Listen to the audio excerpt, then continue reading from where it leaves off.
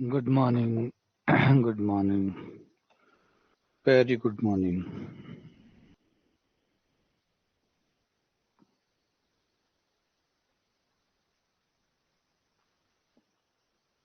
Good morning. Very good morning.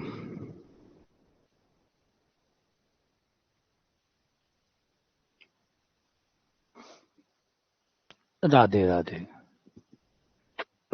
Radhe Radhe जय श्री कृष्ण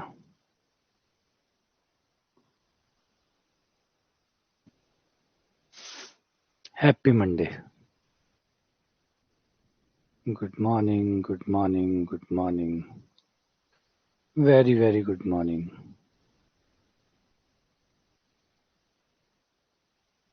राधे राधे जय श्री कृष्ण जय Shri Krishna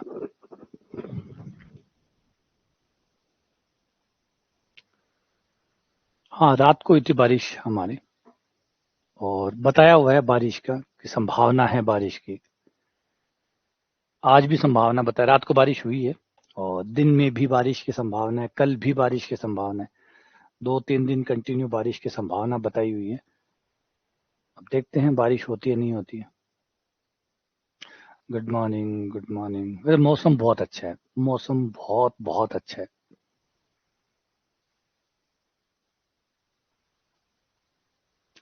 good morning good morning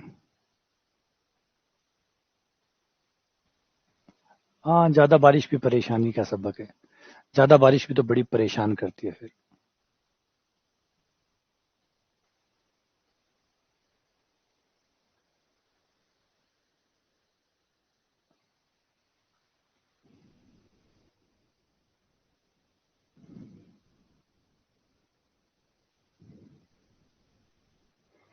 अच्छा बारिश हो रही है बढ़िया बारिश का एक्चुअल जो मजा आता है सही मजा जो आता है वो गाँव में आता है बारिश का मजा शहरों में नहीं आता है शहरों में बारिश अगर बहुत लंबी हो जाती है तो उसके बड़े दुष्परिणाम होते हैं शहरों की स्थिति शहरों में बारिश एडजस्टेबल नहीं होती शहरों के जो पाइपलाइन होती हैं जो सीवेज लाइन होती है वो इस तरीके से बनाई हुई होती है कि 2 घंटे 3 घंटे 4 घंटे मैक्सिमम 4 से 5 घंटे की बारिश को वो बर्दाश्त कर सकते हैं अगर उससे ज्यादा बारिश आ गई या उससे ज्यादा मात्रा की बारिश आ गई तो शहर जो है वो नर्क बन जाते हैं ये कोई आरोप प्रत्यारोप की बात नहीं है ये हकीकत की बात है शहरों की बड़ी दुर्गति हो जाती है क्योंकि वही है सिविल लाइन एक लिमिटेड है उतना पानी ही निकाल पाती है फिर वो बाहर निकलता है जहां निकाला जाता है वहां की कैपेसिटी भी फिक्स है तो वो जो पानी इतना बरसता है एक साथ उसको शहर फिर कंट्रोल नहीं कर पाता संभाल नहीं पाता और फिर जो शहर होता है वो नर्क बन जाता है अभी आपने दिल्ली में देखा दिल्ली वाली स्थिति देख लीजिए या पर अगर अच्छा गांव में अगर यही बात करें गांव में अगर हम इस बारिश की बात करें कि 5 घंटे बारिश हो गई 6 घंटे गांव में कोई सिविल लाइन नहीं होती जब कोई सिविल लाइन ही नहीं होती तो फिर वो ब्लॉक भी नहीं होती तो ब्लॉक ही नहीं होती तो चाहे कितना ही बरसे है ना हाँ ठीक है थोड़ा खेत के लिहाज से कह सकते हैं लेकिन अगर खेती बाड़ी नहीं हुई हुई है जमीन पड़ी है तो बरसों चाहे जम के बरसों कंटिन्यू बरसों कोई दिक्कत की बात नहीं तो गांव में तो अगर बारिश ज्यादा होती है तो कोई टेंशन की बात नहीं शहरों में इस तरीके से शहर इस तरीके से तैयार ही नहीं है बारिश के लिए वो बस वो सुहावना मौसम के लिए तैयार है शहर तैयार है सुहावने मौसम के लिए बादलवाई हो ठंडी ठंडी हवाएं चले उसके लिए कैफेटेरियाज बने पड़े अलग अलग रेस्टोरेंट बने पड़े हैं अलग होटल है अलग अलग चीजें इस तरीके से बनाई हुई है बिजनेस के तरीके से कि आप उस मौसम का लुत्फ उठा सकें लेकिन कोई भी रेस्टोरेंट कैफे नहीं बना हुआ जो बारिश को झेल सके सुहावने मौसम के लिए शहरों में बहुत सुविधाएं हैं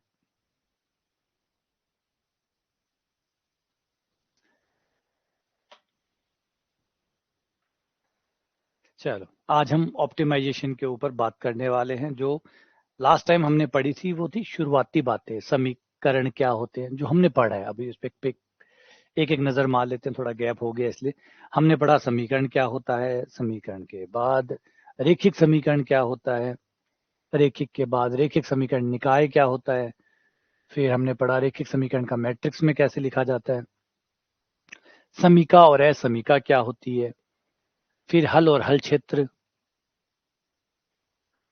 असमीका का हल क्षेत्र और रेखिक प्रोग्रामिंग समस्या अब हम इस पे आ रहे हैं ये सब चीजें पढ़ने के बाद अलग चीजें बात करते हैं। अरे ऐसा कुछ नहीं है, अपनी अपनी जगह, अपनी हर चीज अपनी जगह बेहतर है। गांव अपनी जगह बेहतर है, शहर अपनी जगह बेहतर है। कंपैरिजन है ही नहीं इनमें।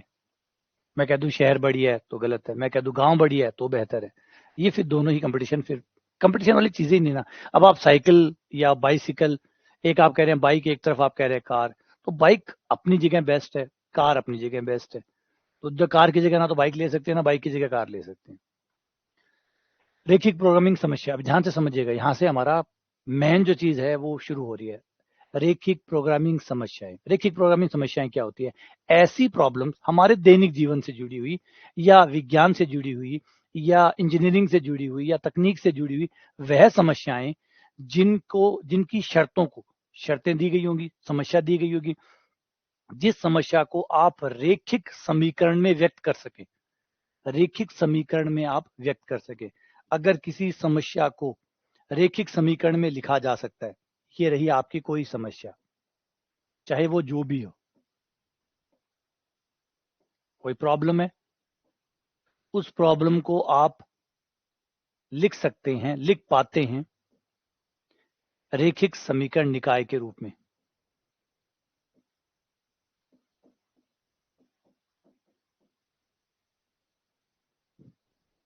अब ये रेखिक समीकरण निकाय क्या है?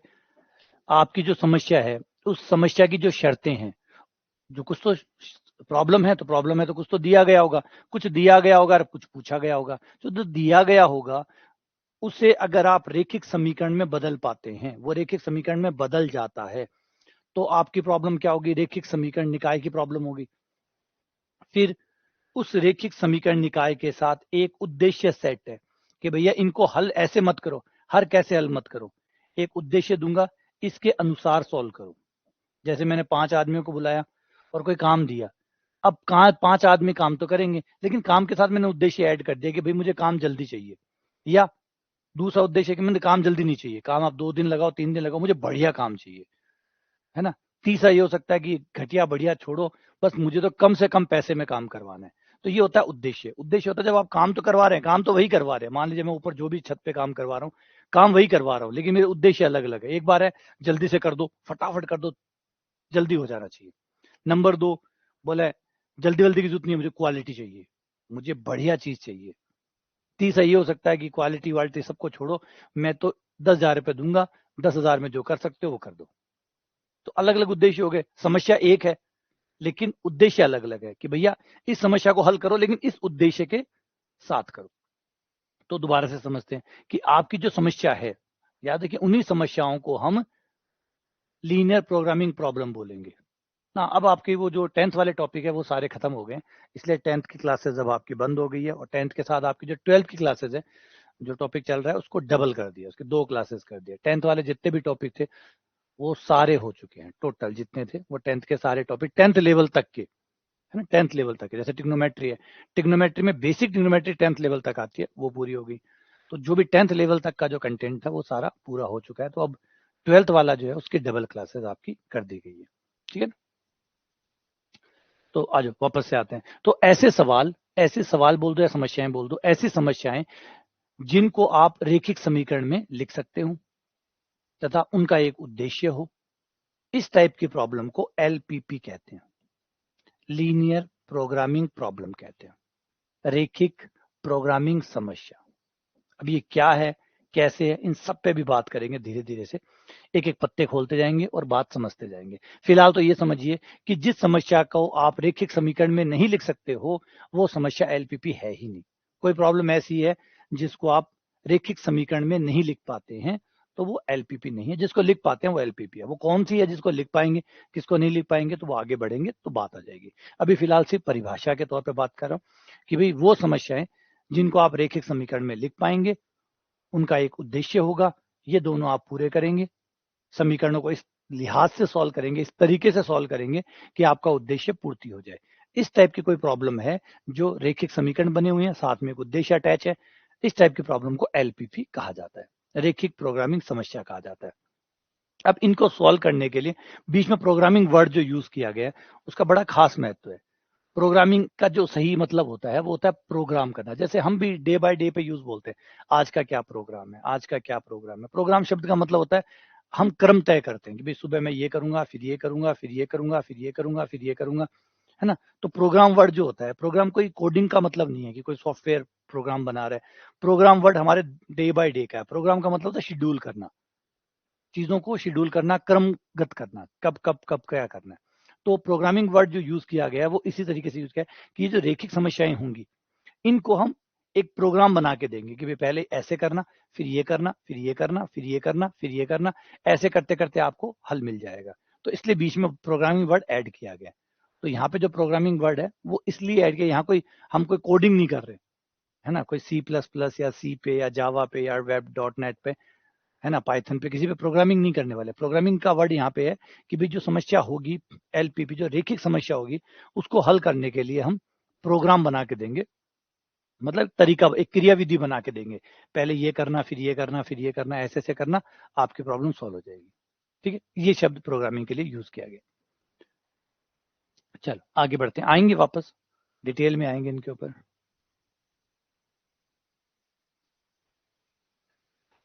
आ जाओ आगे बढ़ते हैं।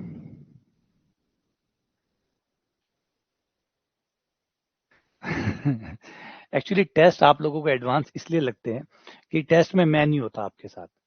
टेस्ट आपको इसलिए टफ लगते हैं, वहां मैं नहीं होता। और यहाँ पे जो हम प्रैक्टिस करते हैं वो इसलिए ज्यादा, मतलब आसान तो वो भी नहीं है, टफ तो वो भी है, लेकिन वो आसान इसलिए लगती है कि मैं आपके साथ होता हूँ। आप करते हैं, नहीं हुआ मैं करवा देता हूँ। तो इसलिए जब हम यहाँ जब प्रैक्टिस करते हैं तो वो चीजें आपके लिए आसान इसलिए हो जाती है कि आपको पता है कि सर करवा देंगे, मुझसे हो गया तो ठीक है, नहीं हुआ तो सर करवा देंगे। तो यहाँ वो लिहाज होता है। दूसरा, टेस्ट में जब आप होते हैं तो आप अकेले होते हैं, वहां कोई नहीं होता, प्लस घड़ी चल रही होती है, प्लस वो घड़ी चल रही होती है, तो वो जो सामान्य से सामान्य प्रॉब्लम भी है वो असामान्य हो जाती है। तो टेस्ट में आपका नजरिया बदल जाता है। उसका इंपॉर्टेंट समझ रहे क्या है, ये कुछ वैसा है जैसे एक बच्चा है वो घर में खेलता है, एक बच्चा बाहर प्लेग्राउंड में खेलता है, दोनों में अंतर है नहीं है। क्योंकि घर में जब वो खेलता है तो माँ बाप उसका ध्यान रखते हैं, कुछ लगने नहीं देते, चोट नहीं लगने देते, बार बार टोकते रहते, संभालते रहते हैं। जब वो ग्राउंड में खेलता है तो वो अकेला खेलता है, तो फिर बचाने वाला, संभालने वाला कोई नहीं होता। जो भी होगा उसका उत्तरदायित्व तो उसका होगा।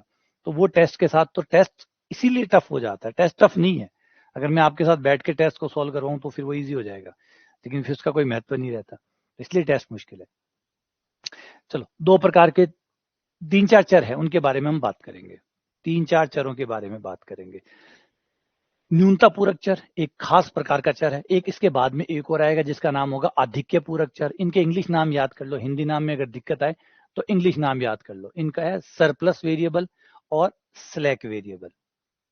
ये है आपका स्लैक वेरिएबल, ठीक है। अभी आप जब मिक्स टाइप के क्वेश्चन में आप लोगों को कराऊंगा, आप देखिएगा, आप मतलब गले में आ जाएगी एक तरह से। जब मिक्स टाइप के क्वेश्चन करने लगेंगे ना हम, तो ऐसे आ जाएगा। कारण अचानक आप एक सवाल करेंगे प्रोबेबिलिटी का, प्रोबेबिलिटी करते करते ही अचानक सवाल आ जाएगा मैट्रिक्स का, मैट्रिक्स करते करते इतने में समुच्चय का सवाल आ जाएगा, समुच्चय का सवाल करते करते इंटीग्रेशन का सवाल आ जाएगा।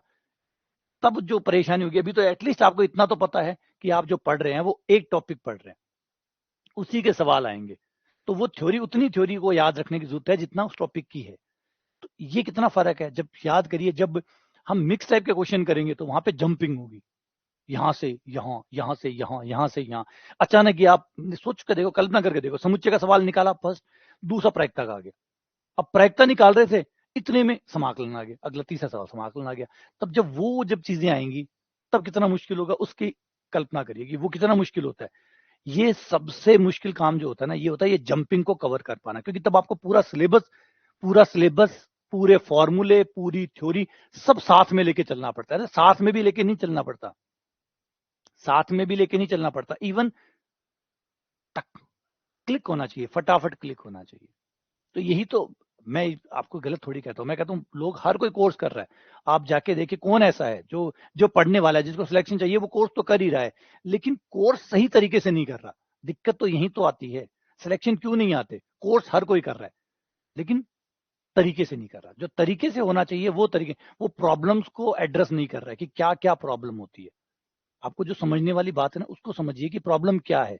जैसे मैं कहता हूं कि स्टूडेंट फेल नहीं होता। जब भी कोई परीक्षा में कोई बच्चा फेल होता है तो एक्चुअली कहते तो मैं कि बच्चा फेल हो गया, लेकिन एक्चुअली बच्चा फेल नहीं होता, उसका तरीका फेल होता है। उसका जो पढ़ने का तरीका जो होता है ना, वो फेल होता है, वो गलत तरीके से पढ़ रहा था। सोचिए मेरी बात को, वो गलत तरीके से पढ़ रहा था, तरीका गलत था उसका पढ़ने का। अब बेचारे बहुत होते हैं 12-12 घंटे पढ़ते हैं, आप कृपया लाइब्रेरी में जाइए, वो सबसे बढ़िया जगह है। वहां पे आपको ऐसे लोग मिलेंगे जो कंटिन्यू पढ़ रहे हैं लेकिन वो सिलेक्ट नहीं हो रहे। तो क्या दिक्कत है, ऐसा क्या प्रॉब्लम है कि वो पढ़ रहे हैं सिलेक्ट नहीं हो रहे? तो आपको पता लगेगा कि थोड़ा सा छानबीन करोगे तो आपको पता लगेगा उनके पढ़ने का तरीका गलत है, वो गलत तरीके से पढ़ रहे हैं। अब जो लोग गलत तरीके से पढ़ रहे हैं वो जो कितना ही लंबा पढ़े, फर्क क्या पड़ता है? आप 18 घंटे पढ़िए, आप 19 घंटे पढ़िए, आप 20 घंटे पढ़िए, और हो सकता है आप सोइए मत, 24 घंटे पढ़िए। फिर जैसे कोई आदमी है बहुत खाता है तो क्या बॉडी बन जाती है? नहीं।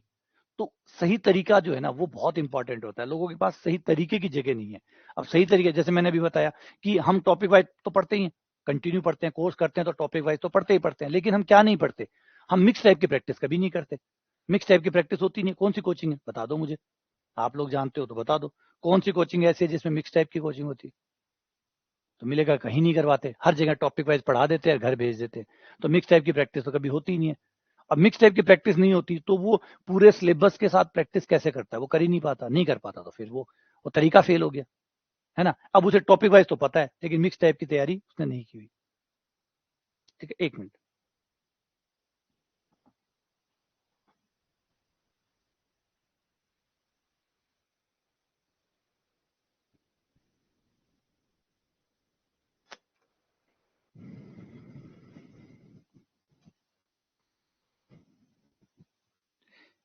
एक कंपनी आ रहा, सुबह पहले 6 बजे उठ जाए,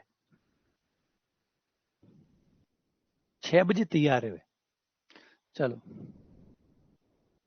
सही तरीका है कि पहले आप टॉपिक वाइज पढ़ो, दूसरा तरीका है ये फिर आप मिक्स प्रैक्टिस करो, और फिर लगातार मिक्स प्रैक्टिस करते रहो। मिक्स प्रैक्टिस करते रहोगे, आपका पूरा सिलेबस कनेक्टेड रहेगा। जब तक आप मिक्स प्रैक्टिस नहीं करोगे तो आप वो वेरिएशन नहीं झेल पा रहे हैं। अब आप कोई भी टॉपिक, आप मैट्रिक्स पढ़ रहे हैं तो आपको पूरा दिमाग क्लियर है कि आप मैट्रिक्स ही पढ़ रहे हैं, है ना? आपको खाली मैट्रिक्स मैट्रिक्स की थ्योरी और फॉर्मूले याद रखने हैं और आपका वो सवाल होते रहेंगे, और आप खुश होते रहोगे, मुझे सवाल हो रहे हैं, मुझसे सवाल हो रहे हैं, लेकिन याद रखिए आप मैट्रिक्स पढ़ रहे हैं, खाली खाली मैट्रिक्स पढ़ रहे हैं। जब पूरा सिलेबस आएगा, पूरा सिलेबस का मतलब पूरी सीनियर सेकेंडरी, पूरी ग्रेजुएशन, ये सब एक साथ आएगा, मामला तो तब पता चलेगा ना अब हालत क्या होती है। अब आपका एक सवाल सीधा सीनियर का, एक 10th का है, अचानक ग्रेजुएशन आ गया, दूसरा सवाल ग्रेजुएशन का आ गया, समझ रहे हैं? पहला सवाल सोचिए आप निकाल रहे हैं सांख्यिकी का, दूसरा सवाल ग्रुप थ्योरी का आ गया, फर्क देगा कितना गैप है, रात दिन का गैप होता है। पहला सवाल सांख्यिकी का है, दूसरा सवाल ग्रुप थ्योरी का आ गया, तीसरा सवाल डबल ट्रिपल इंटीग्रेशन का आ गया, चौथा सवाल मैट्रिक्स का आ गया। तो ये जो जंप है, ये फिर आपका दिमाग कितनी जल्दी स्विच करता है, कितनी जल्दी थ्योरी को याद आता है, कितनी जल्दी फॉर्मूला याद करता है, कितनी जल्दी क्लिक करता है, तब फिर ये जो तैयारी होती है, यही तैयारी तय करती है कि आगे सिलेक्शन होगा या नहीं होगा। अब पेपर में तो आपको मिक्स मिलता है, पेपर में तो आपको टॉपिक वाइज तो मिलते नहीं है कि मैट्रिक के सवाल एक साथ कर दिए, सांख्यिकी के सवाल एक साथ कर दिए, ऐसा तो नहीं होता ना पेपर में। पेपर में तो सब मिक्स होता है। अब सब मिक्स होता है तो फिर वो चीजें संभाल नहीं पाते, क्योंकि उसकी ट्रेनिंग ही नहीं हुई है। ट्रेनिंग तो उसकी हुई है ना, आपकी ट्रेनिंग किस बात की हुई है? Topic wise. पेपर तो टॉपिक वाइज नहीं आया। अब अब वो गड़बड़ हो जाता है। चलो वापस आते हैं। हाँ, वो हो जाएगी, चिंता मत करो, मैं हूँ आपके साथ। मैं थाने फेल को नहीं होने दूं, चिंता ना करो। थे बस मेरे केड़ा केड़ा चाल छो तो मैं थाने फेल को नहीं होने दूं, आ मेरी जिम्मेदारी है। अगर थे मेरा साग चाल छो और मेरे केड़ा में चाल छो, समझो ना, मारवाड़ी में ठीक, अब आज जल्दी समझ में आसी। जा घर का क्या करेगा, हमारे केड़ा में चलो, केड़ा को मतलब जैसे मैं कहता हूँ वैसे चलोगे तो आपको मैं कमजोर नहीं पड़ने दूंगा, ये मेरी जिम्मेदारी है। लेकिन अब केड़ो ही नहीं मानने, वहां को फिर भाई राम मालिक है, वहां फिर भी आप जाने भी ज्यादा समझदार है तो जिका आपका चालन दो, और जिका हमारे केड़ा में चाल सी बन तो बाकी सारी जिम्मेदारी मारी है, बाकी हर बात में पहले से तय करके चाल छा, कद के पढ़ाणु है, किया पढ़ाणु है, कत्तो पढ़ाणु है, के सवाल कराणु है, के प्रैक्टिस कराणु है। और कई हुआ जिका नहीं लगे कि मैं तो गुरु जी हूँ ज्यादा शाना, तो भाई कोई बात को नहीं, मारा कोई दिक्कत को नहीं थे, माऊ ज्यादा समझदार हो तो कोई आंट को नहीं, होना भी चाहिए, बढ़िया बात है, कोई बात को नहीं, सिलेक्शन ही तो चाहिए, थे डायरेक्ट ले लो कोई बात को नहीं, मारा थ्रू ले लो तो भी कोई बात को नहीं।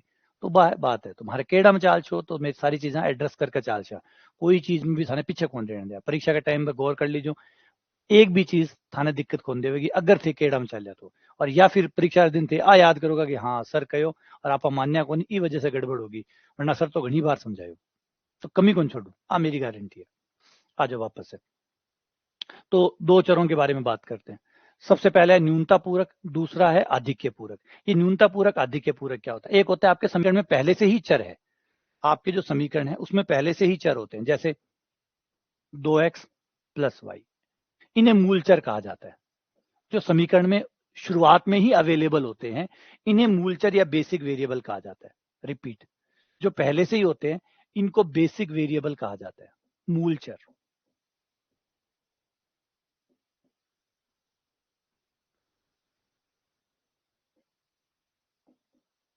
मतलब समीकरण ने दे के भेजा है, समीकरण ने देकर भेजा, इनको बेसिक वेरिएबल या मूल चर कहते हैं। ऑलरेडी समीकरण ने पहले से दे, हमने नहीं माने, ना हमने बनाए हैं ना हमने किया, खुद सवाल ने देके भेजे। तो जो खुद सवाल ने देके भेजा तो मूल तो हुए, वो तो है ना, मूल निवासी हुए, तो ये मूल निवासी है, तो मूल निवासी से मूल चर बन गया, तो ये मूल चर है। लेकिन क्या होता है कि कई बार, अब समीकरण में तो कोई दिक्कत नहीं होती, लेकिन असमीकाओं में क्या होता है, असमीकाएं या तो बड़ी होती है या छोटी होती है। तो ये जो बड़ी छोटी होती है इसको वापस से बैलेंस करना या समीका में बदलने के लिए हमें कुछ नए चर मिलाने पड़ते हैं। जैसे इसको, इसी एग्जांपल को मैं अगर इस तरीके से लूं, 2x plus Y greater than equal to 5, या फिर 2x plus Y less then 5। अब ये समीकरण असमीकाएं हैं, और असमीकाएं हैं तो या तो बड़ी है या छोटी है, बराबर तो नहीं है ना। बड़ी छोटी होने की वजह से या बड़े मान भी चलेंगे छोटे मान भी चलेंगे। तो इनको अगर बराबर करना हो, इनको समीका में बदलना हो, तो कोई जो गैप है इनके बीच में, अब बड़े छोटे हैं तो गैप तो जरूर है, बड़े छोटे का चिन्ह लगाया है इसका मतलब गैप है।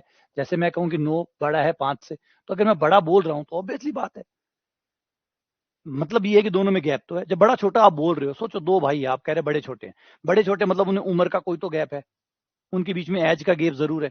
अब ये जो एज का गैप है, अगर इस गैप को मैं दूर कर दूं तो ये बराबर हो जाएंगे।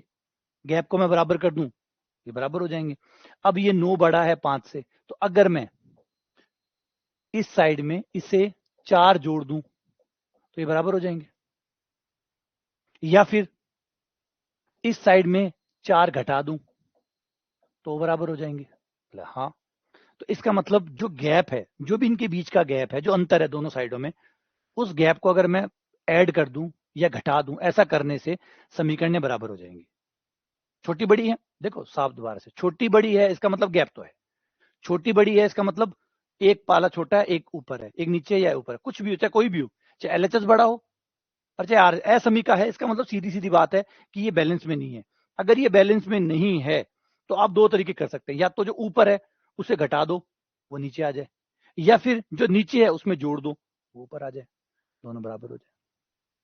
ऐसा कर सकते हैं आप जिससे वो बराबर आ जाए। अब ये घटाना या जोड़ने से ही बराबर होगा, ऐसा ही होगा, तो यही हम करेंगे। अब अगर मैं इस समीकरण को देखूं, इस समीकरण के मैं एलएचएस को देखूं, तो इसका एलएचएस बड़ा है ना, इसका एलएचएस बड़ा है, क्योंकि जो चिन्ह दिखा रहा है, चिन्ह दिखा रहा है कि ये बड़ा है, ये बड़ा है। बड़ा है इसका मतलब ये अधिक है ना, हिंदी में बड़े को अधिक कहते हैं, ये ज्यादा है, अधिक है। अब कोई चीज अधिक है इसका मतलब उसको कम करना पड़ेगा तभी तो बराबर होगा, जो अधिक है उसको कम करना पड़ेगा तभी तो बराबर होगा। तो इसमें से कुछ कम करने की जरूरत है। अब कितना कम करना है, जो भी इनका गैप है, भगवान जाने ईश्वर जाने, जो भी गैप है मान लेते हैं वो गैप z है या t है या u है, वो गैप मैंने घटा दिया, उसको t मान लिया, वो बराबर हो गया। घटाया क्यों मैंने, घटाया क्यों, क्योंकि एलएचएस साइड बड़ी थी, एलएचएस साइड ऑलरेडी बड़ी थी। जैसे 9 बड़ा था, तो 9 बड़ा था, तो 9 को 5 बनाना है तो घटाना ही पड़ेगा, अधिक को तो कम करेंगे तभी बराबर होगा ना, अधिक जो है उसको कम करोगे तभी तो बराबर होगा।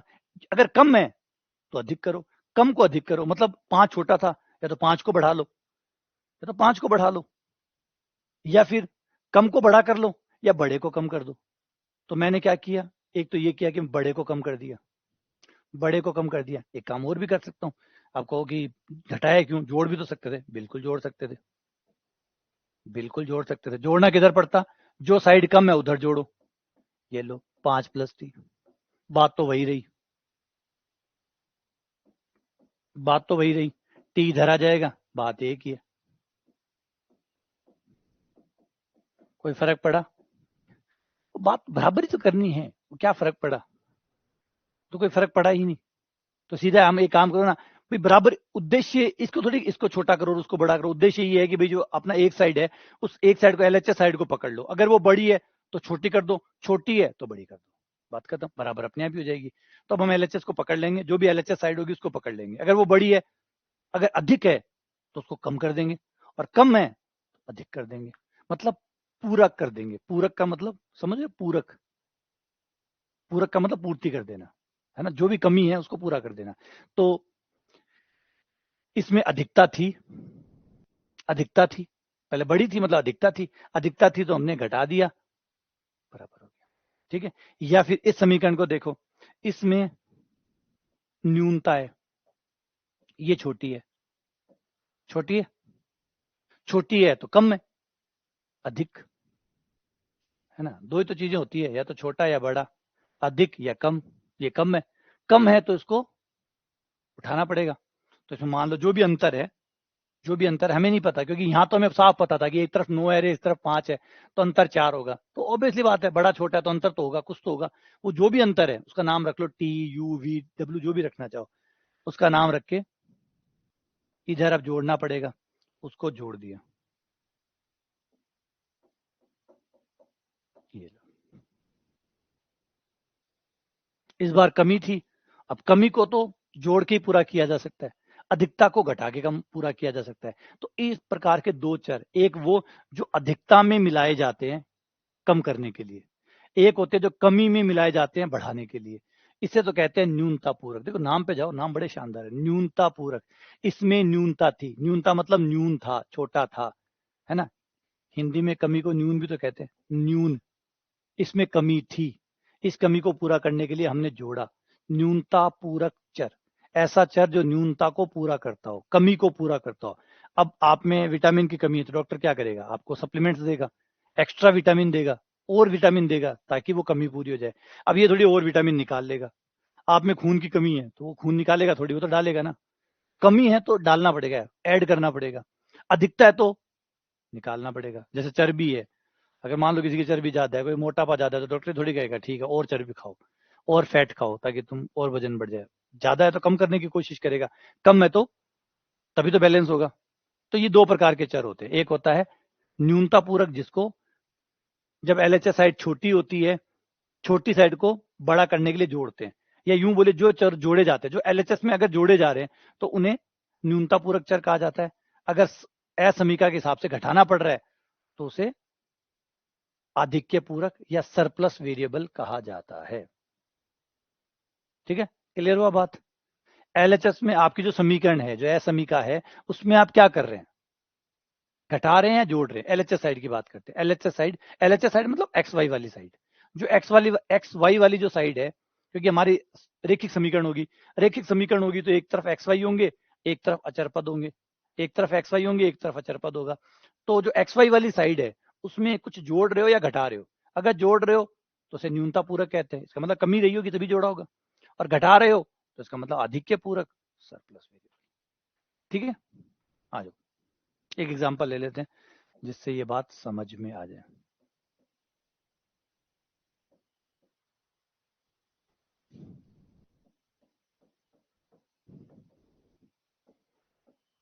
अब पहले वाले समीकरण बताओ, इसमें क्या करेंगे, फर्स्ट वाले में क्या करना होगा, सेकंड वाले में क्या करना होगा। फर्स्ट वाले में हमें क्या करना होगा और सेकंड वाले में हमें क्या करना होगा।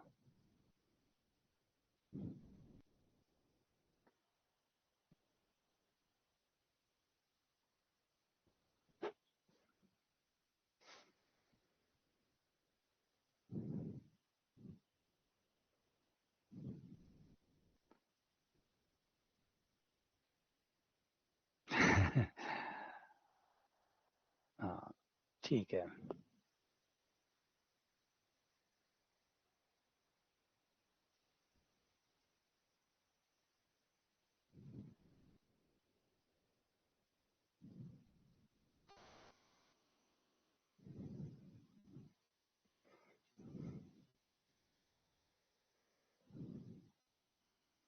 इस समीकरण में आप देख सकते हैं कि ये साइड छोटी है मतलब न्यून है, ये साइड छोटी है।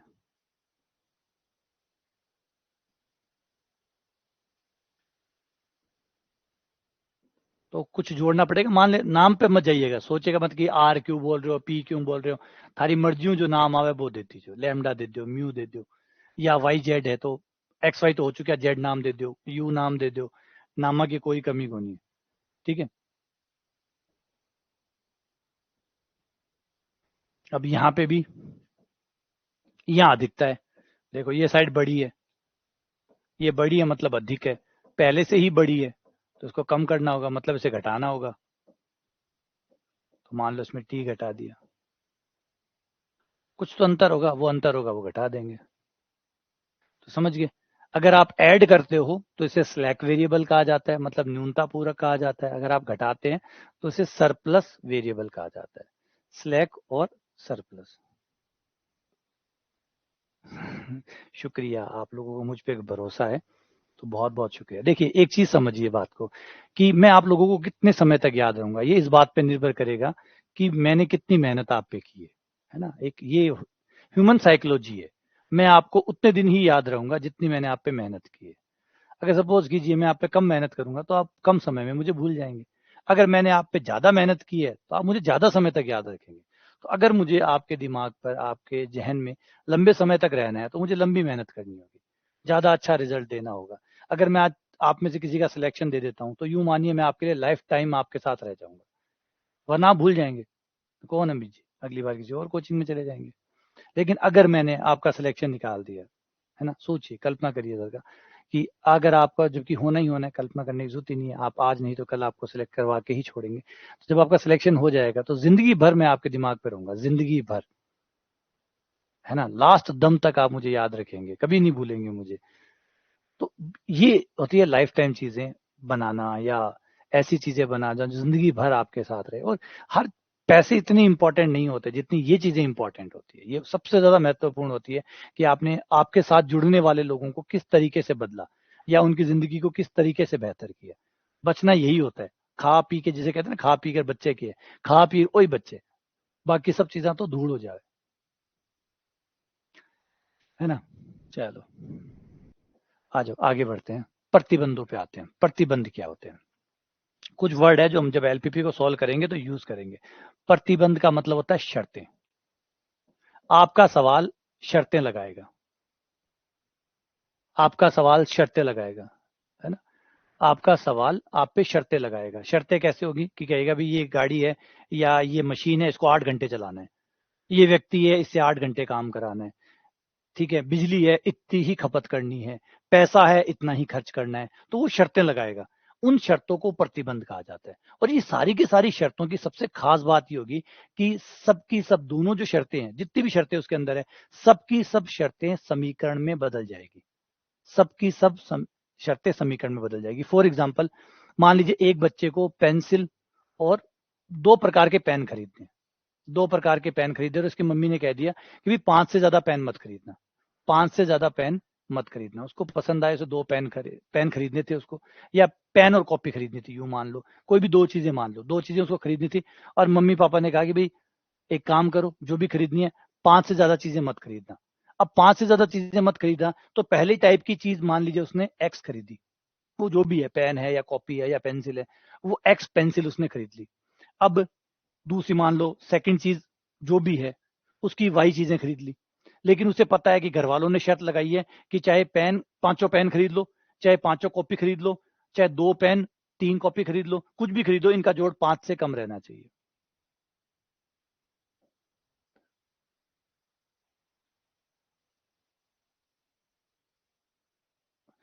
हाँ, बिल्कुल यही चीज अच्छी चलेगी, यही सबसे बढ़िया बात है। देखो मैं हमेशा एक चीज में, जिस चीज से मुझे सबसे ज्यादा डर लगता है, सबसे ज्यादा बुरा लगता है, वो है सेलिब्रिटी।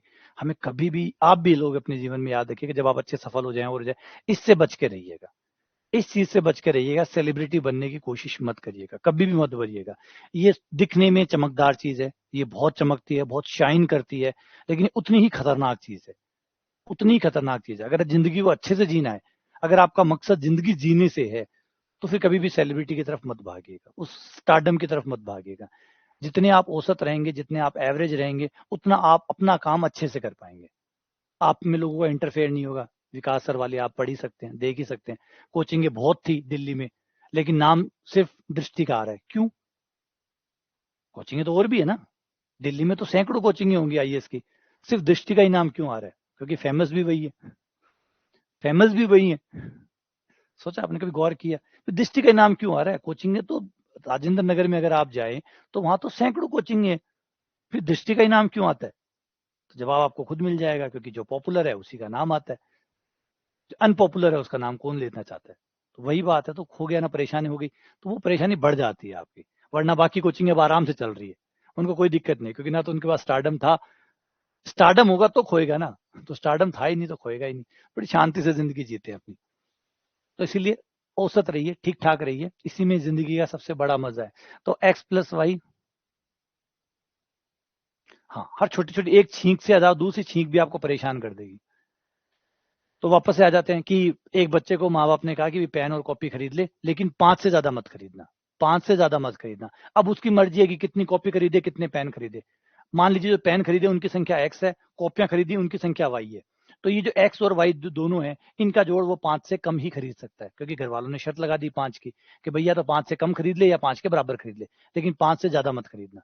तो ये समीकरण बन गई, ये हो गई शर्त, शर्त की समीकरण बन गई। कैसे समीकरण बनी? रेखिक समीकरण बन गई, रेखिक बन गई। इसीलिए हम इसे कहते हैं कि जो शर्तें हमें दी गई होगी, हमारे जो सवाल होंगे वो ऐसे ही होंगे। आप थोड़ा सा 12th को याद करें, जब आपने एलपीपी पढ़ी थी, तो एलपीपी में क्या पढ़ते थे? शर्तें होती थी, हर शर्त जो है वो कहीं ना कहीं एक रेखिक समीकरण में कन्वर्ट हो जाती थी। तो जो प्रतिबंध होते हैं सवाल के अंदर, बहुत सारी शर्तें होंगी कि ये करना है, ये करना है, ये करना है, हर शर्त अपने आप में एक रेखिक समीकरण का रूप ले लेगी। इसे हम प्रतिबंध कहते हैं। जो शर्तें सवाल देगा, जो हम पे लगाएगा, हर शर्त एक समीकरण बन जाएगी, और ये जो समीकरण है इन्हीं को प्रतिबंध कहा जाता है। ठीक है, आगे बढ़ते हैं। अऋणात्मक चर। अब ये अऋणात्मक चर क्या होता है? हमारी जो भी एलपीपी की प्रॉब्लम होती है उसमें एक चीज बहुत अच्छी है, बहुत जरूरी है, अच्छी भी है जरूरी भी है। अभी जब मैंने एग्जांपल लिया कि पेन खरीदो चाहे कॉपी खरीदो, कोई बच्चा नेगेटिव पेन तो नहीं खरीद सकता, ना नेगेटिव कॉपियां खरीद सकता है। नेगेटिव चीजों की जगह नहीं है ना? रियल लाइफ में अगर हम देखें तो ज्यादातर नेगेटिव चीजों की जगह नहीं है। आप पेन खरीदो, कॉपी खरीदो, मकान खरीदो, जमीन खरीदो, जो भी खरीदो, उसकी वैल्यू या तो जीरो होगी या पॉजिटिव होगी, नेगेटिव कभी नहीं होगी, है ना? आप सब्जी लेने जाओ, 100 ग्राम खरीदो, 200 ग्राम खरीदो, 2 किलो खरीदो, 5 किलो खरीदो, आप माइनस का 2 ग्राम नहीं खरीद सकते, माइनस के 200 ग्राम नहीं खरीद सकते।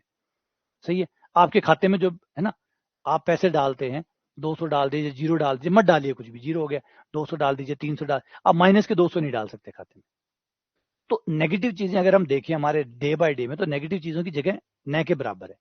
साइंटिफिक चीजों में होती है नेगेटिव चीजों की, लेकिन रियल लाइफ की अगर बात करें, प्रैक्टिकल चीजों में, तो वहां नेगेटिव चीजें नहीं होती। कोई कंपनी जो है वो सामान बना रही है, हो सकता है वो कुछ भी नहीं बना रही हो, जीरो सामान बना रही हो सकता है 5, 10, 15, 20, 50 या 5,000 सामान बना रही हो, लेकिन माइनस का सामान नहीं बना सकते कि माइनस के 500 खिलौने बना दिए, माइनस के 300 खिलौने बना दिए। तो जो माइनस है उसकी जगह होती ही नहीं है प्रैक्टिकल लाइफ में ज्यादातर। तो इसीलिए हम पहले हमारी जो शर्तें होंगी, उन शर्तों में हमारे जो चर होंगे एक्स वाई, उन पे पहले से ही शर्त लगा देंगे कि भैया इनकी वैल्यू हम नेगेटिव नहीं लेंगे। इसे कहते हैं अऋणात्मक चर। अऋणात्मक का मतलब माइनस के नहीं हो सकते, ये माइनस के नहीं हो सकते, ये प्लस हो सकते हैं, जीरो हो सकते हैं, जीरो भी चल जाएगा, लेकिन माइनस नहीं हो सकते।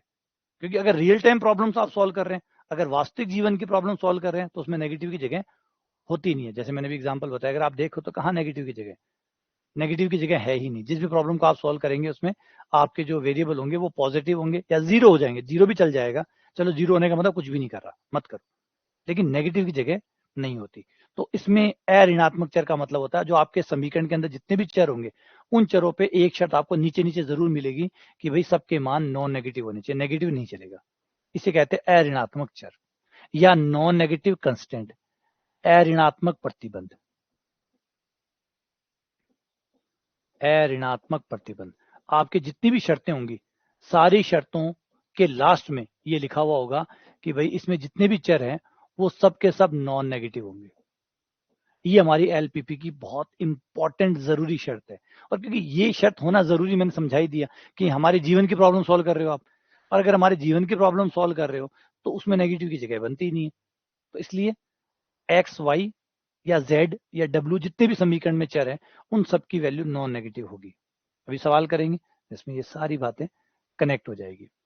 अब आ जाते हैं अधिकतमीकरण और न्यूनतमीकरण। जैसा कि हमारी एलपीपी जो होगी, एलपीपी में दो चीजें होंगी, एलपीपी का मतलब है सवाल, और ऐसा सवाल, ऐसी समस्या जिसको रेखिक समीकरण में बदला जा सकता है। अब जब भी कोई एलपीपी आएगी हमारे पास, उसमें शर्तें होंगी। हर शर्त, जैसा कि मैं बता चुका, हर शर्त रेखिक समीकरण बनाएगी।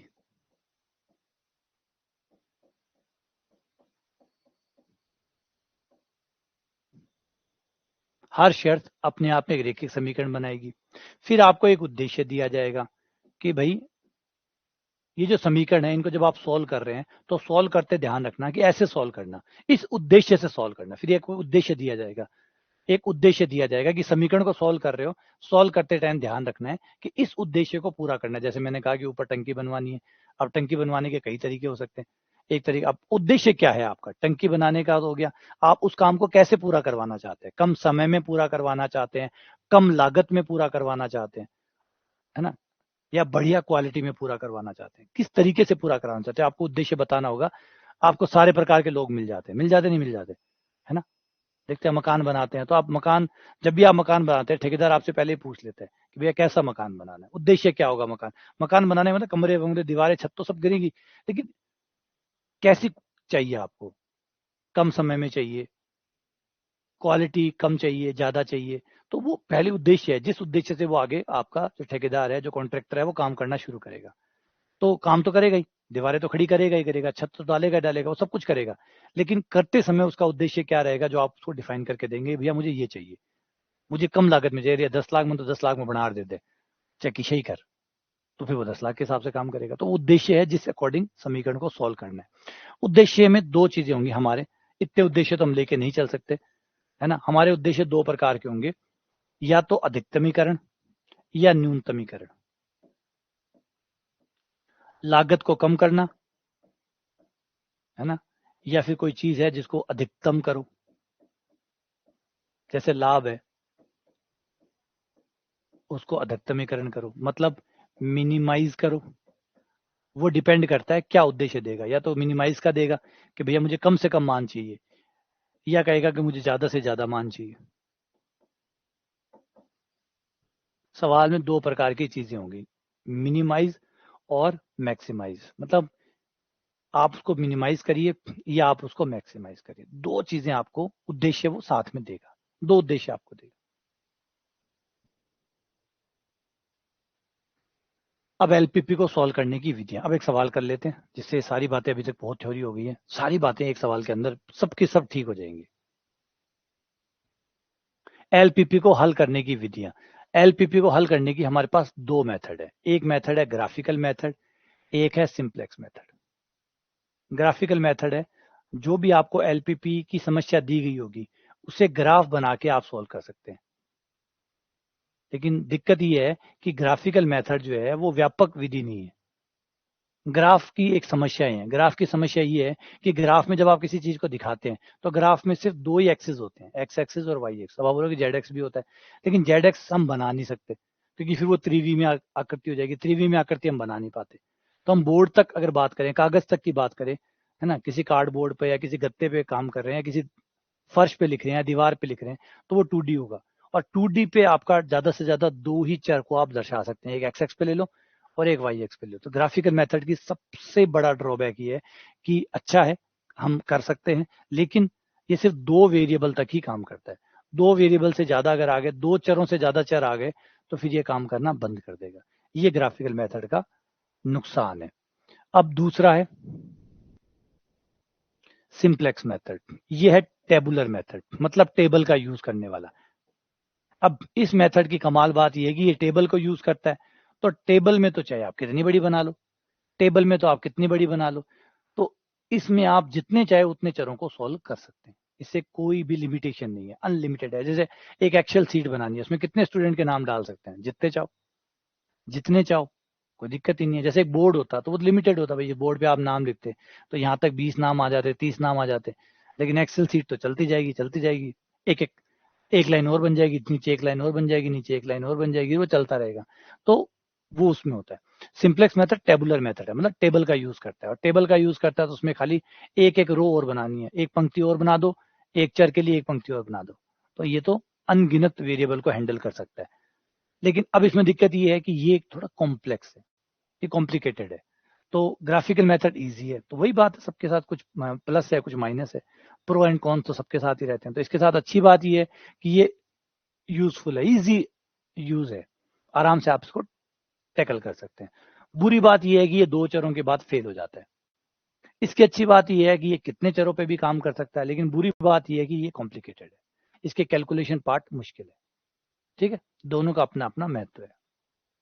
और ये मेथड जो है हम नहीं लगाते, पेपर की दृष्टि से ये करने लायक होता ही नहीं। अगर आपको थोड़ा बहुत याद आता हो तो ये बीएससी में आप पढ़ा करते थे, और इसका सवाल जो है वो लगभग 15 नंबर या 20 नंबर में आता था। याद है, बीएससी के अंदर 15 मार्क्स या 20 मार्क्स का ये क्वेश्चन आता था, और बहुत लंबा होता था। लगभग 35 से 40 मिनट आप इसमें खर्च करते थे सवाल को करने में।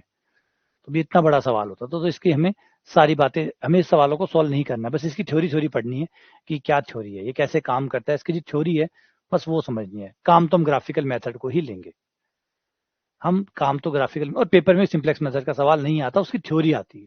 पेपर में भी जो देखोगे सिंप्लेक्स मेथड की थ्योरी आती है, ना कि सवाल आते हैं। तो हम सवालों पे जाएंगे नहीं, हम सीधा थ्योरी पे जाएंगे। तो आ जाते हैं ग्राफिकल मेथड के ऊपर, पहले यहां से बात करते हैं। ठीक है, मैंने बता ही दिया, लेखा चित्र विधि अच्छी बात है, आसान है, एलपीपी को हल करने की आसान विधि है, सरल विधि है। दिक्कत ये है कि 2 से ज्यादा चरों पे काम नहीं करती।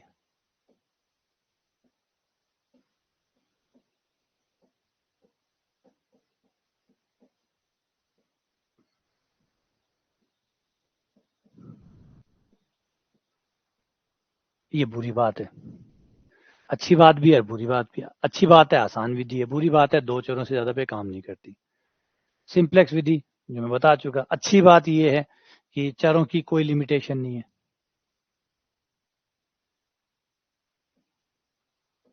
No limit on variables, variable पे कोई लिमिट नहीं है, कितने भी लाओ। बुरी बात ये है कि भाई कॉम्प्लिकेटेड है, कॉम्प्लेक्स है, बहुत सारा कैलकुलेशन, बहुत सारा समय मांगता है, बहुत सारा समय मांगता है।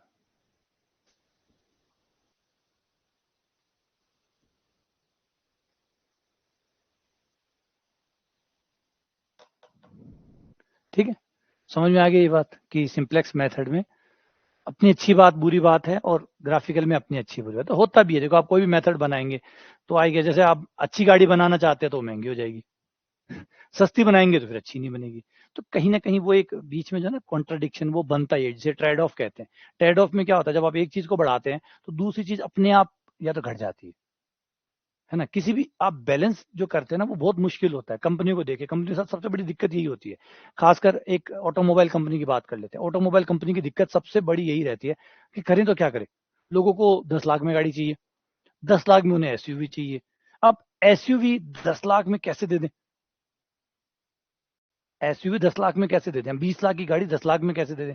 और अब 10 लाख में दें तो कुछ तो कम करना पड़ेगा, कुछ तो उसमें से निकालना पड़ेगा। वो कुछ निकालते हैं, हल्की कर देते हैं, तो लोग कहते हैं हल्की कर दी, गाड़ियां तो तुम हल्की पड़ी है। तो 10 लाख में भारी क्यों दे दी सी।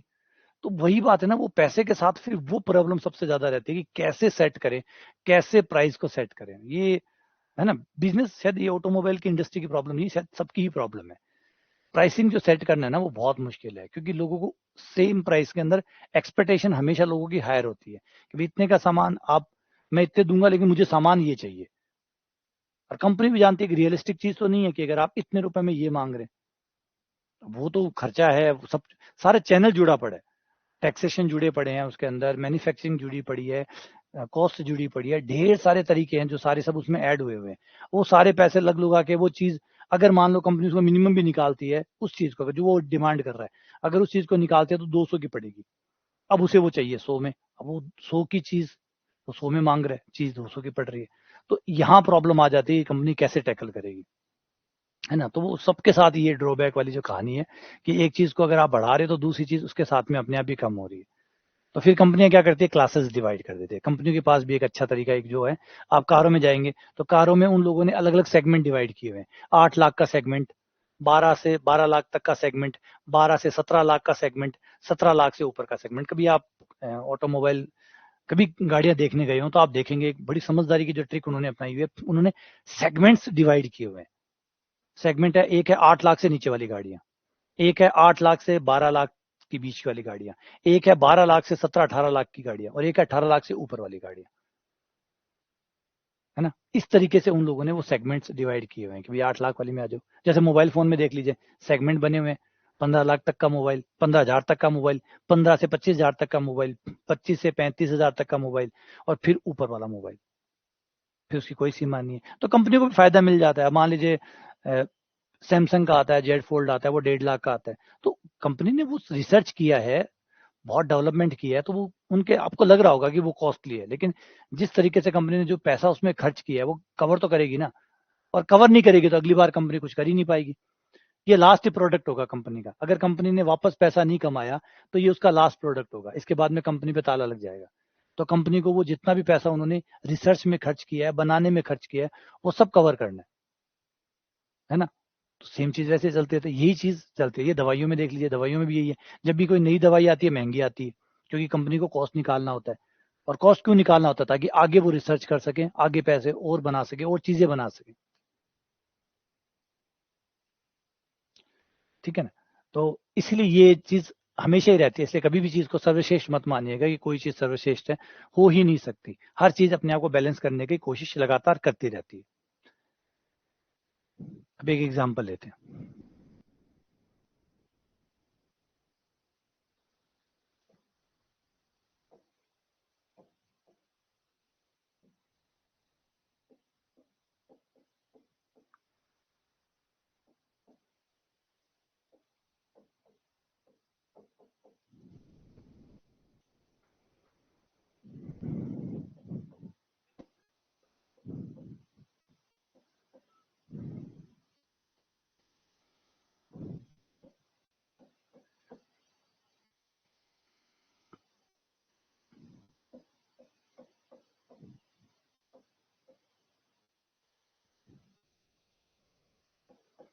x+y <= 50,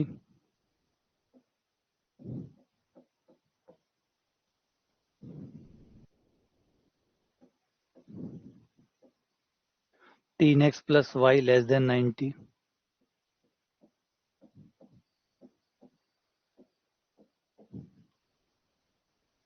ठीक है।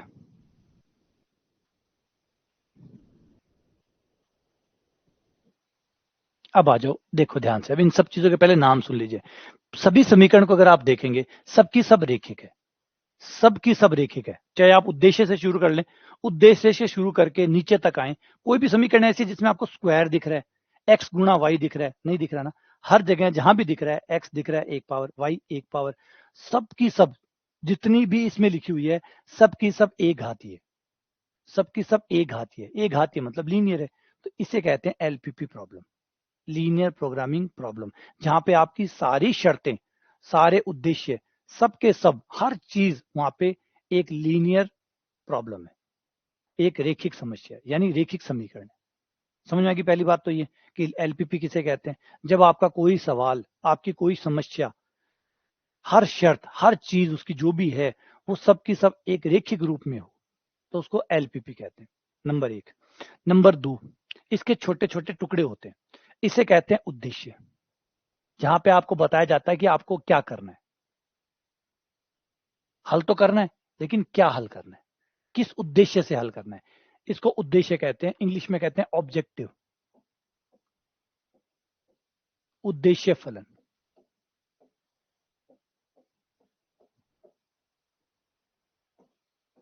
Objective function.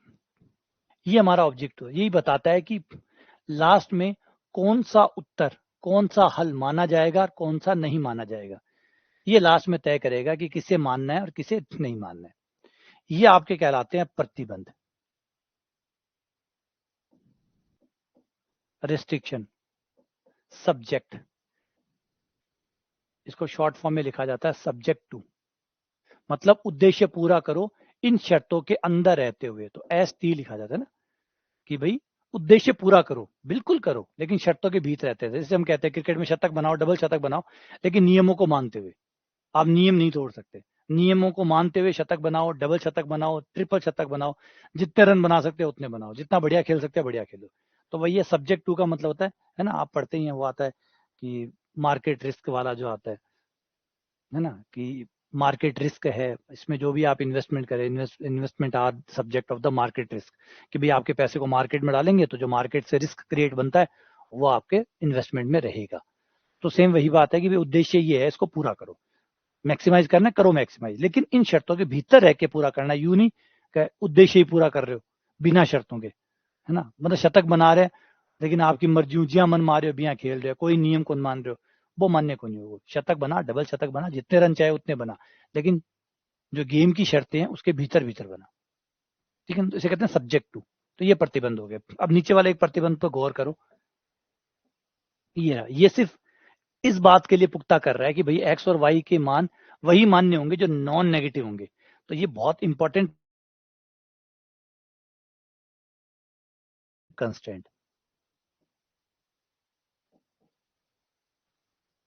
ये इस बात को कंफर्म कर देता है कि भाई हम सिर्फ उन्हीं आंसरों को जगह देंगे जिस आंसर में नेगेटिव नहीं होंगे।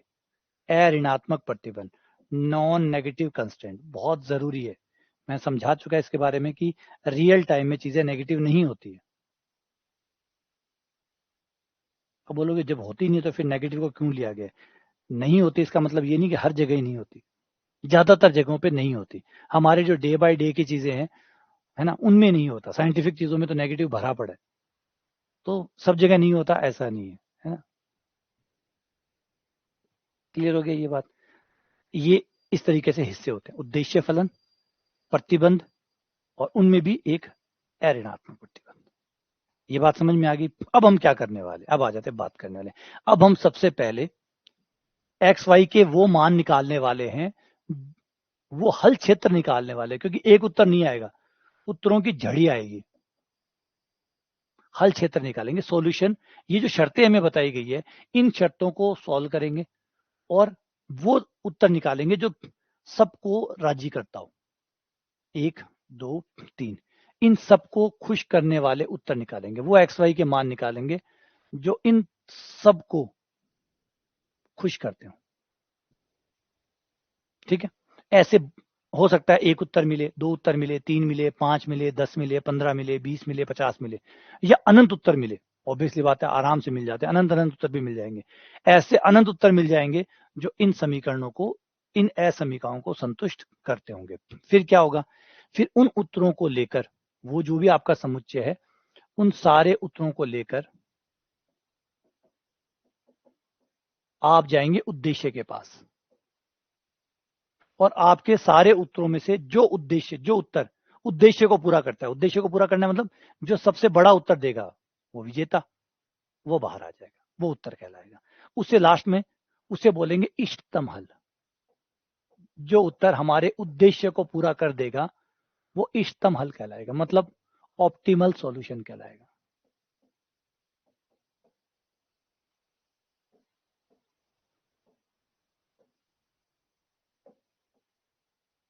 ओएस कहलाएगा। इन हलों को क्या बोलेंगे? इनको फेजिबल सॉल्यूशन बोलेंगे, सुसंगत हल बोलेंगे। इन उत्तरों को सुसंगत हल बोलेंगे, या इंग्लिश में बोलते हैं एफएस। नाम समझ लो अच्छे से।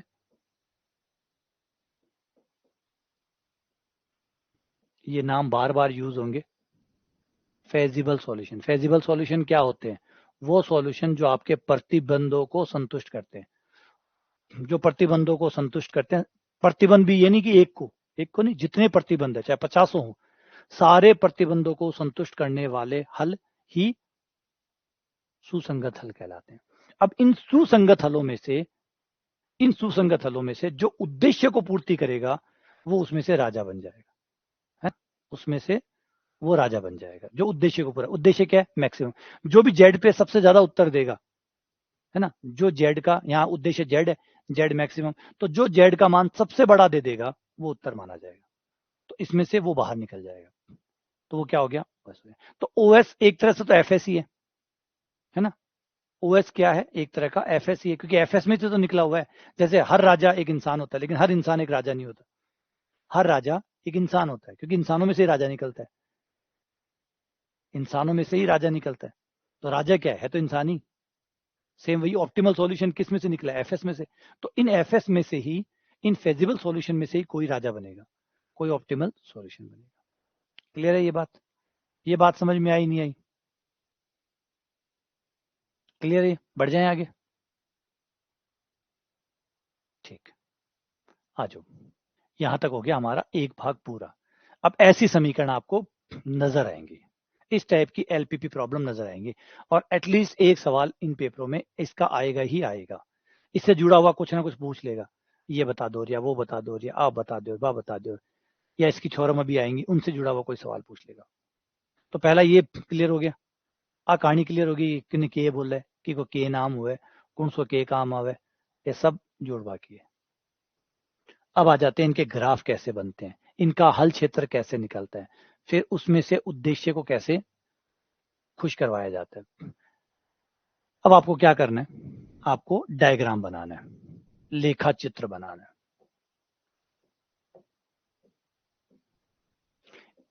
एक एक प्रतिबंध का डायग्राम बनाना है, एक एक प्रतिबंध का।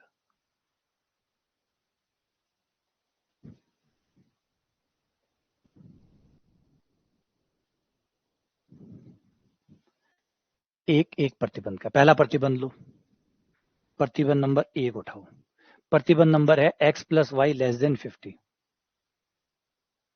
x plus Y less than 50। एक बार लेस देन ग्रेटर देन को छोड़ दो, लेस देन ग्रेटर देन का मैं कल बता चुका, आपको लास्ट क्लास में बता चुका कि लेस देन ग्रेटर देन, हर लाइन जब भी ड्रॉ होती है तो वो लाइन बराबर वाले बिंदु, छोटे बिंदु और बड़े बिंदुओं को अपने आप बांट देती है ना, हर लाइन अपना काम करती है, बड़े छोटे की जरूरत नहीं है अभी, फिलहाल तो लाइन ड्रॉ कर दो, लाइन के एक तरफ बड़े होंगे और एक तरफ छोटे होंगे, फिर बाद में पता कर लेंगे कि बड़े किधर है छोटे किधर है, बड़े किधर है छोटे किधर है बाद में पता कर लेंगे, और हमें छोटा चाहिए या बड़ा चाहिए उसके हिसाब से बिंदु चूज कर लेंगे, है ना। अभी तो हमें बड़े छोटे की जरूरत नहीं है, अभी तो हम पहले बराबर वाली इक्वेशन लेते हैं, x प्लस वाई बराबर 50, ठीक है, x का मान 0 रख के, हमें 2 पॉइंट चाहिए ताकि मैं लाइन को खींच सकूं, लाइन खींचने के लिए 2 बिंदु चाहिए, और 2 बिंदु निकालना आसान है, x का मान 0 रख के y निकाल लो और y का मान 0 रख के x निकाल लो। क्या ये जरूरी है कि x का मान 0 रख के या y का मान 0 रखो, जवाब है नहीं, ऐसा कोई जरूरी नहीं है, आप x का मान 1 रख के y का मान निकाल सकते हैं, हमें 2 पॉइंट चाहिए, ये पॉइंट आसान है, ये सबसे आसान पॉइंट है कि आप 0 रख के y निकाल लो और y 0 रख के x निकाल लो, 0 से आसान क्या होगा, लेकिन ये नहीं है कि 0 ही रखना जरूरी है, बाध्यता नहीं है, बाध्यता नहीं है, ये आसान है, आप आसान की तरफ जा रहे हैं, ना कि इसलिए कि ये मैंडेटरी है कि भाई 0 ही रखने पड़ेंगे, कुछ भी रख लो, मुझे तो 2 बिंदु चाहिए, 2 बिंदु से लाइन खींच सकती है बस। अब ये 2 बिंदु कैसे निकालें, x 0 रख के y निकाल लो 1 पॉइंट बन गया, y 0 रख के x निकाल लो 2 पॉइंट बन गए, और ये 2 पॉइंट में ड्रॉ करके लाइन खींच लूंगा, तो 50, 1 2 3 4 5 6 7 8 9 10 11 12, 1 2 3 4 5 6 7 8 9, और मैं 10-10 का गैप ले लेता हूं, है ना, 10 गैप आप अपनी मर्जी से ले सकते हैं, लेकिन गैप इस तरीके से लीजिएगा कि ग्राफ कॉपी में आ जाए,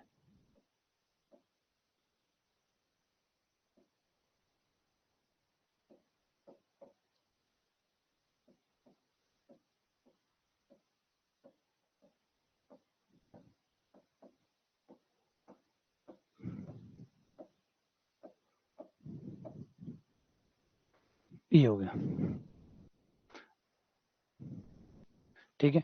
अब एक बिंदु तो हमारे पास है 0-50, x का मान 0 और y का मान 50, एक है x का मान 50 और y का मान 0, एक पॉइंट तो ये हो गया, 50 0, एक हो गया 0-50, दोनों को मिला के लाइन ड्रॉ करता हूं,